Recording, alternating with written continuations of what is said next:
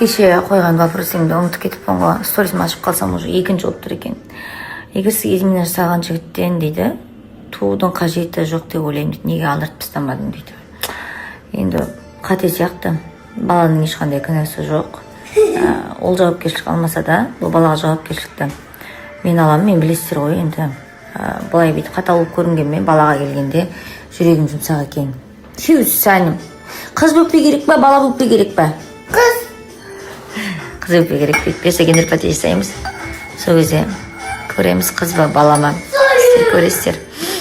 Так что баланың ешқандай да кінәсі жоқ.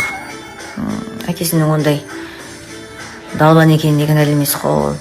Өзіме ұқсасын. Өзіме ұқсаған, жауапкершілігі мол, еңбекқор, ата-анасының қадірін білетін, сондай бір дұрыс азамат болсын деп тілеймін. Кім болса да.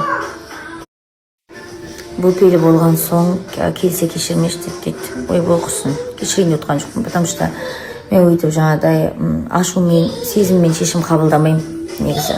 Сендерге инстаграмға шығармай тұрып, ол жағдай негізі 4 күн алдым болған. 3-4 күн алдым болды. Кәм ойландым өзім. Толыққанды соңғы шешімім осы ма? Нүкте ма деп өзім ойландым. Тек түнде емес, күндізде де кәдімгідей ойланып, не істеп, болды нүкте деген кезде ғана барып сіздерге айтып жарияладым. Так бұл жағдайым болып кеткеніне уже 1 аптадан асты ғой. Так что бұл шешімдерді мен гормон или там жаңағыдай зат емес. Мен білесіздер, принципиальный адаммын ғой енді.